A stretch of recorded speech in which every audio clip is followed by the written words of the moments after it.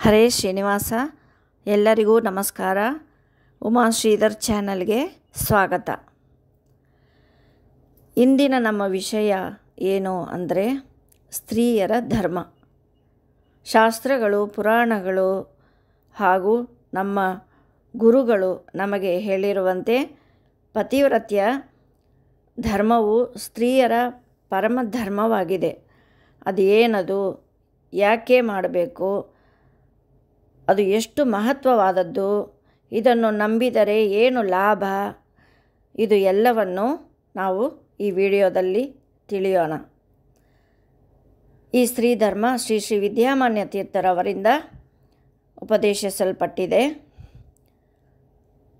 ಮೊದಲಿಗೆ ಪುರಾಣದಲ್ಲಿ ಒಂದು ಕಥೆಯೂ ಇದೆ.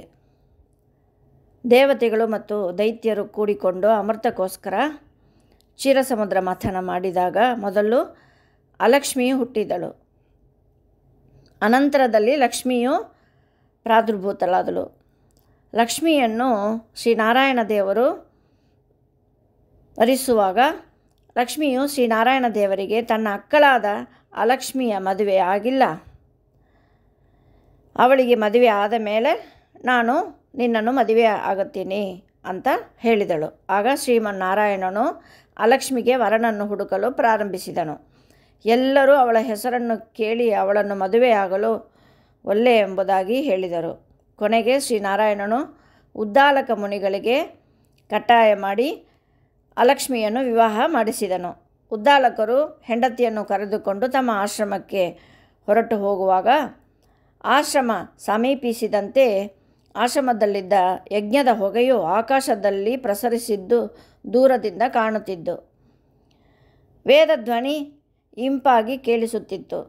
ಇಂತಹ ಆಶ್ರಮವನ್ನು ಅಲಕ್ಷ್ಮಿಯು ದೂರದಿಂದ ನೋಡಿ ಆಶ್ರಮಕ್ಕೆ ಬರುವುದಿಲ್ಲ ಎಂದು ಅವಳ ಪತಿಯಾದ ಉದ್ದಾಲಕರಿಗೆ ಹೇಳಿದಳು. ಆಗ ಉದ್ದಾಲಕರು ಅವಳಿಗೆ ಎಲ್ಲಿ ವಾಸ ಮಾಡುವಿ ಎಂದು ಕೇಳಿದರು. ಆಗ ಅವಳು ಈ ರೀತಿಯಾಗಿ ಹೇಳಿದಳು: ಯಾವ ಮನೆಯಲ್ಲಿ ನಾರಿಯು ಬೆಳಿಗ್ಗೆ ಪತಿಯು ಎದ್ದ ಮೇಲೆ ಸೂರ್ಯೋದಯದ ನಂತರ ಎಷ್ಟೋ ಹೊತ್ತಿನ ಮೇಲೆ ಹಾಸಿಗೆಯಿಂದ ಏಳುತ್ತಾಳೋ, ಎದ್ದ ಮೇಲೆ ತಲೆಗೆದರಿಕೊಂಡು ಕೂದಲುಗಳನ್ನು ಹರಿವಿಕೊಂಡು ಎರಡೂ ಕೈಗಳಿಂದ ತಲೆ ತುರಿಸಿಕೊಂಡು ಮನೆಯ ಬಾಗಿಲಲ್ಲಿ ಕುಳಿತುಕೊಂಡಿರುತ್ತಾಳೋ, ಯಾವ ಮನೆಯಲ್ಲಿ ಹಿಂದಿನ ರಾತ್ರಿಯಲ್ಲಿ ಊಟ ಮಾಡಿದ ಎಂಜಲು ಪಾತ್ರೆಗಳು, ಮುಸರೆ ಪಾತ್ರೆ ಮತ್ತು ಮನೆ ತುಂಬ ಕಸ ಮಧ್ಯಾಹ್ನದವರೆಗೂ ಇರುತ್ತದೆಯೋ, ಆ ನಂತರ ಕಸಗೂಡಿಸಿದರೂ ಆ ಕಸವು ಮೂಲೆ ಮೂಲೆಯಲ್ಲಿ ರಾಶಿ ರಾಶಿಯಾಗಿ ಇರುತ್ತದೆಯೋ, ಯಾವ ನಾರಿಯು ತನ್ನ ಪತಿ, ಅತ್ತೆ, ಮಾವ, ತನ್ನ ಮಕ್ಕಳೊಡನೆ ಸದಾ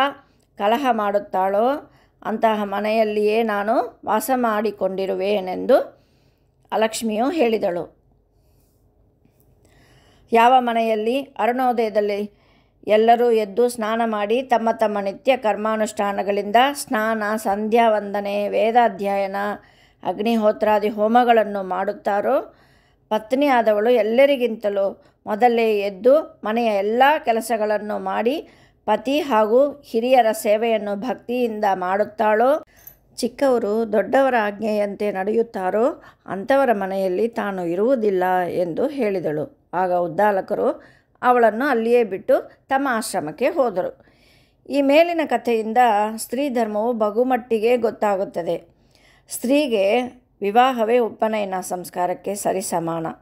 ಆದ್ದರಿಂದ ವಿವಾಹವು ಅವಳಿಗೆ ಯೋಗ್ಯ ಕಾಲದಲ್ಲಿ ಆಗಬೇಕು. ನಂತರ ಶಾಸ್ತ್ರದಲ್ಲಿ ಹೇಳಿದಂತೆ ದಂಪತಿಗಳು ಕೂಡಿಯೇ ಎಲ್ಲ ಧರ್ಮಾಚರಣೆಗಳನ್ನು ಮಾಡುವುದು ಶ್ರೇಷ್ಠವಾಗುತ್ತದೆ. ಪತಿಯನ್ನು ಮನೆಯಲ್ಲಿಯೇ ಬಿಟ್ಟು ತಾನೊಬ್ಬಳೇ ತೀರ್ಥಯಾತ್ರೆಗೆ ಹೊರಡುವುದು ಇತ್ಯಾದಿಗಳು ಅವಳಿಗೆ ನಿಷಿದ್ಧವು. ಏಕಾದಶಿ ಉಪವಾಸಾದಿಗಳನ್ನು ಪತಿಯು ಕಾರಣಾಂತರಗಳಿಂದ ಮಾಡದೇ ಇದ್ದರೂ ಅವನ ಆಜ್ಞೆ ಪಡೆದು ಪತ್ನಿಯು ಅವಶ್ಯವಾಗಿ ಮಾಡಬೇಕು. ದೇವರ ಪೂಜೆಯನ್ನು ಪತಿಯು ಮಾಡುವಾಗ ದೇವರ ನೈವೇದ್ಯಕ್ಕೆ ರುಚಿಕರವಾದ ಶುಚಿಯಾದ ಪಾಕವನ್ನು ಮಾಡಿ ದೇವರ ಸನ್ನಿಧಿಯಲ್ಲಿ ರಂಗವಲಿಯಿಂದ ಅಲಂಕಾರವನ್ನು ಮಾಡಿ ಅದರ ಮೇಲೆ ನೈವೇದ್ಯವನ್ನು ತಂದಿಡುವುದು, ಮಂಗಳಾರತಿ ಬತ್ತಿಯನ್ನು ಮಾಡುವುದು, ಸೂರ್ಯೋದಯದ ಪೂರ್ವದಲ್ಲಿ ಇಡೀ ಮನೆಯನ್ನು ಕಸಗೂಡಿಸಿ ಗೋಮಯದಿಂದ ಶುದ್ಧ ಮಾಡುವುದು, ದೇವಪಾತ್ರೆಗಳನ್ನು ಸ್ವಚ್ಛವಾಗಿ ತೊಳೆಯುವುದು, ದೇವರಿಗೆ ಪುಷ್ಪಮಾಲಿಕೆಗಳನ್ನು ಮಾಡುವುದು, ದೇವರ ಮುಂದೆ ತುಪ್ಪದ ದೀಪವನ್ನಿಟ್ಟು ಶಂಖ ಊದಿ ತುಳಸಿ ಗೋಪೂಜೆ ಹೊಸ್ತಿಲು ಪೂಜೆಗಳನ್ನು ಮಾಡಿ ಪತಿಗೆ ಸ್ನಾನಾದಿಗಳಿಗೆ ಸಿದ್ಧ ಮಾಡಬೇಕು. ದೇವರ ಪೂಜಾ ಸಮಯದಲ್ಲಿ ಘಂಟೆ ತಾಳ ಶಂಖಗಳ ಮಂಗಳ ಧ್ವನಿಯನ್ನು ಮಾಡುತ್ತಾ ದೇವರ ನಾಮಗಳನ್ನು ಹೇಳುತ್ತಾ ದೇವರ ಸನ್ನಿಧಿಯಲ್ಲಿ ನಿಂತು ದೇವರ ಪೂಜೆಯನ್ನು ಭಕ್ತಿಯಿಂದ ನೋಡಬೇಕು. ನಂತರದಲ್ಲಿಯೇ ಪತಿಗೂ ದೇವರಿಗೂ ಪ್ರದಕ್ಷಿಣೆ ನಮಸ್ಕಾರಗಳನ್ನು ಮಾಡಿ ಪತಿಯ ಕೈಯಿಂದ ತೀರ್ಥಪ್ರಸಾದಗಳನ್ನು ಸ್ವೀಕರಿಸಬೇಕು.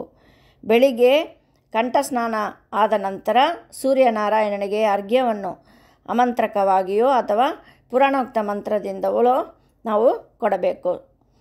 ಇದರಿಂದ ಅವಳಿಗೆ 7 ಜನ್ಮಗಳ ಪರ್ಯಂತರವಾಗಿ ವೈಧವ್ಯವು ಬರುವುದಿಲ್ಲ.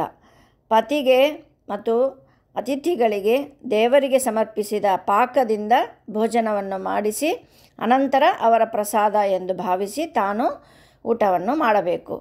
ಪತಿಯು ಮನೆಯಲ್ಲಿ ಇಲ್ಲದಿದ್ದಾಗ ತಾನು ಹೆಚ್ಚು ಆಭರಣಗಳನ್ನು ಹಾಕಿಕೊಂಡು ಅಲಂಕಾರವನ್ನು ಮಾಡಿಕೊಳ್ಳಬಾರದು. ಯಾವಾಗಲೂ ಮನೆಯ ಬಾಗಿಲಲ್ಲಿ ಕುಳಿತುಕೊಳ್ಳುವುದನ್ನು, ಅದರಂತೆ ಕಿಟಕಿಗಳಿಂದ ಹೊರಗೆ ಹೋಗತಕ್ಕವರನ್ನು ನೋಡುವುದನ್ನು ತ್ಯಜಿಸಬೇಕು.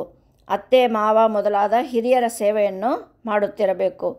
ಪತಿಯನ್ನು ಅಂತರ್ಯಾಮಿ ಶ್ರೀನಾರಾಯಣನ ಭಾವನೆಯಿಂದ ಪರಮಭಕ್ತಿಯಿಂದ ಸೇವೆ ಮಾಡಿ ಪತಿಯ ಪ್ರೀತಿಯನ್ನು ಸಂಪಾದಿಸಬೇಕು. ಅದು ಬಿಟ್ಟು ಔಷಧಿ ಮಾಟ ಮಂತ್ರಗಳಿಂದ ಪತಿಯನ್ನು ವಶೀಕರಿಸಬಾರದು. ಪತಿಯು ಮನೆಗೆ ಹೊರಗಿನಿಂದ ಬಂದೊಡನೆ ಅವನ ಪಾದವನ್ನು ತೊಳೆದು ಆಸನ ಕೊಟ್ಟು ನಮಸ್ಕರಿಸಿ ಉಪಚರಿಸಬೇಕು. ಪತಿಯು ಊರಲ್ಲಿ ಇಲ್ಲದಿದ್ದಾಗ ಅಡಿಗೆ ಮಾಡಿದ್ದನ್ನು ದೇವರ ಸಮ್ಮುಖದಲ್ಲಿ ಇಟ್ಟು ಮನಸ್ಸಿನಿಂದ ದೇವರಿಗೆ ಸಮರ್ಪಿಸಿ ಸ್ವಲ್ಪ ಅನ್ನವನ್ನು ಅಗ್ನಿಯಲ್ಲಿ ಆಹುತಿಯಾಗಿ ಕೊಟ್ಟು ದೇವರ ಪ್ರಸಾದ ಎಂದು ಭೋಜನ ಮಾಡಬೇಕು. ಸಾಯಂಕಾಲದಲ್ಲಿ ದೇವಾಲಯ ಮೊದಲಾದ ಪವಿತ್ರ ಸ್ಥಳಗಳಲ್ಲಿ ಪ್ರವಚನ, ಹರಿಕತೆ, ಪುರಾಣಗಳು ಆಗುತ್ತಿದ್ದರೆ ಪತಿಯ ಆಜ್ಞೆ ಪಡೆದು ಅಲ್ಲಿಗೆ ಹೋಗಿ ಅದನ್ನು ಭಕ್ತಿಯಿಂದ ಕೇಳಬೇಕು. ವೇದಗಳನ್ನು ಶ್ರವಣ ಮಾಡಬಾರದು. ಪೌರುಷೇಯ ಗ್ರಂಥಗಳಾದ ಮಹಾಭಾರತಾದಿಗಳನ್ನು ಮಾತ್ರ ಕೇಳಬೇಕು. ಸಾಲಿಗ್ರಾಮದ ಸ್ಪರ್ಶವನ್ನು ಎಂದಿಗೂ ಮಾಡಬಾರದು. ಪ್ರತಿಮೆ ಪೂಜೆಯನ್ನು ಮಾಡಬಾರದು. ಸ್ತ್ರೀಯರಿಗೆ ಪತಿ ಸೇವೆಯೇ ಪರಮಧರ್ಮವು. ಪತಿಯೇ ಸತಿಗೆ ದೇವರು. ಪತಿ ಸೇವೆಗಿಂತ ದೊಡ್ಡದು ಸ್ತ್ರೀಯರಿಗೆ ಬೇರೆ ಯಾವ ವ್ರತವೂ ಉತ್ತಮ ಧರ್ಮವೂ ಇಲ್ಲ. ಪತಿಯು ಕುರೂಪನಾಗಲಿ, ಕೆಟ್ಟ ನಡವಳಿಕೆ ಉಳ್ಳವನಾಗಲಿ, ದುಸ್ವಭಾವ ಉಳ್ಳವನಾಗಲಿ, ರೋಗಿಯಾಗಲಿ, ಪಿಶಾಚ ಸ್ವಭಾವ ಉಳ್ಳವನಾಗಲಿ ಅಥವಾ ಮದ್ಯಪಾನ ಮಾಡುವವನೋ ಇಲ್ಲವೇ ಕೋಪವುಳ್ಳವನೋ ಸತತ ಪೂಜ್ಯನೇ ಆಗುತ್ತಾನೆ.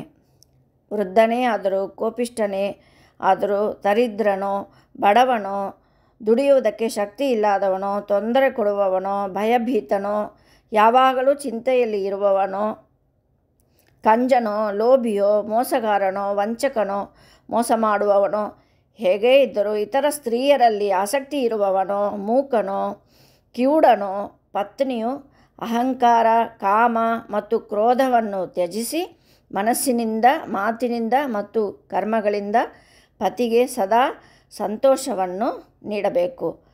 ಪತಿಯ ಸ್ವಭಾವವನ್ನು ನೋಡದೆ ಪತ್ನಿಯು ಅವನಿಗೆ ಭಕ್ತಿಯಿಂದ ಸೇವೆ ಮಾಡಬೇಕು.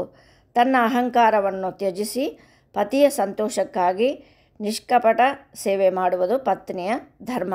ಪತಿಯನ್ನು ದೇವರಂತೆ ನೋಡಬೇಕು. ಹೀಗೆ ಮಾಡುವುದು ಪತಿವ್ರತೆಯುಳ್ಳ ಸ್ತ್ರೀಯರ ಕರ್ತವ್ಯ. ಮನೋವಾಕ್ಕಾಯ ಕರ್ಮಗಳಿಂದ ನಿರಂತರ ಪತಿಯು ಪತಿವ್ರತೆಯರಾದ ಸಕಲ ಸ್ತ್ರೀಯರಿಂದಲೂ ದೇವರಂತೆ ಪೂಜಿಸಲ್ಪಡಬೇಕು. ಅಹಂಕಾರವನ್ನು ಬಿಟ್ಟು ಕಾಮಕ್ರೋಧಗಳನ್ನು ತ್ಯಜಿಸಿ ಗಂಡನಿಗೆ ಸರ್ವದಾ ಸಂತೋಷವನ್ನು ಉಂಟು ಮಾಡಬೇಕು. ಸ್ತ್ರೀಯರಿಗೆ ಪತಿ ಸೇವೆಗಿಂತಲೂ ಬೇರೆ ಯಜ್ಞವಾಗಲಿ, ವ್ರತವಾಗಲಿ, ಉಪವಾಸಾದಿಗಳಾಗಲಿ ಇಲ್ಲ. ಅಂಥ ಮಹಾಸಾಧನ ವಿಶೇಷದಿಂದಲೇ ಸ್ತ್ರೀಯರು ಸ್ವರ್ಗಲೋಕದಲ್ಲಿ ಪೂಜಿತರಾಗುತ್ತಾರೆ ಎಂದು ಶಾಸ್ತ್ರದಲ್ಲಿ ಹೇಳಲಾಗಿದೆ. ಈ ವಿಷಯದಲ್ಲಿ ಸೀತಾದೇವಿ, ದ್ರೌಪದಿ, ಅಹಲ್ಯ, ತಾರ, ಮಂಡೋದರಿ, ಸಾವಿತ್ರಿ, ಸುಕನ್ಯಾ, ಸಚಿದೇವಿ, ಪಾರ್ವತಿ, ಅದಿತಿ, ಅರುಂಧತಿ ಮೊದಲಾದವರು ಪತಿವ್ರತೆಯರೆಂಬುದು ಇವರ ಸ್ಮರಣೆ ಮಾತ್ರದಿಂದ ಮಹಾಪಾತಕಗಳು ನಷ್ಟವಾಗುವುದು ಮಾತ್ರವಲ್ಲದೆ ಸಮಸ್ತ ಅಭೀಷ್ಟಗಳು ಸಿದ್ಧಿಸುವುದು ಆದುದರಿಂದ ಸರ್ವರಿಂದಲೂ ಇವರುಗಳು ನಿತ್ಯ ಪೂಜಿತರಾಗಿ ಇರುವರೆಂಬುದು ಪ್ರಸಿದ್ಧಿಯಾಗಿದೆ. ಪಾತಿವ್ರತ್ಯವೇ ಸ್ತ್ರೀಯರಿಗೆ ಸೌಮಂಗಲ್ಯ, ಸಕಲ ಸದ್ಗುಣಗಳೆಂಬ ಪ್ರಮುಖವಾದ ಅತಿ ಮೌಲ್ಯ ರತ್ನಾಭರಣವು. ಉತ್ತಮ ಪತಿವ್ರತೆಯರಾದ ಅಗ್ನಿಯಂತೆ ಸದಾ ಪ್ರಜ್ವಲಿಸುತ್ತಿರುವರು. ಆದ ಕಾರಣ ಅಂಥವರ ವಿಷಯದಲ್ಲಿ ದೇವತೋತ್ತಮರು ಭಯಭಕ್ತಿಯಿಂದ ನಡೆದು ಅವರ ಮನೋಭಿಷ್ಟಗಳನ್ನು ಈಡೇರಿಸಲು ಸರ್ವದಾ ಸಿದ್ಧರಾಗಿ ಇರುವರು. ಸರ್ವ ಜಗತ್ತು ಸಕಲ ಲೋಕಗಳು ಪತಿವ್ರತೆಯರಾದ ಮಹಿಳೆಯರಿಂದ ತಾವು ಆಚರಿಸಿದ ಪತಿ ಸೇವೆ ಎಂಬ ಪುಣ್ಯ ಫಲದಿಂದ ಜಗನ್ಮಾತೆಯಾದ ಲಕ್ಷ್ಮೀದೇವಿಯ ಮತ್ತು ಪರಮಾತ್ಮನ ಅನುಗ್ರಹ ವಿಶೇಷದಿಂದಲೇ ಧರಿಸಲ್ಪಟ್ಟು ಸನಾತನ ಧರ್ಮವು ಪಾಲಿಸಲ್ಪಡುತ್ತದೆ. ಸ್ನೇಹಿತರೆ, ನಿಮಗೆ ಈ ವಿಡಿಯೋ ಇಷ್ಟ ಆಗಿದ್ದರೆ ಲೈಕ್ ಮಾಡಿ, ಶೇರ್ ಮಾಡಿ, ಕಮೆಂಟ್ ಮಾಡಿ. ಹರೇ ಶ್ರೀನಿವಾಸ.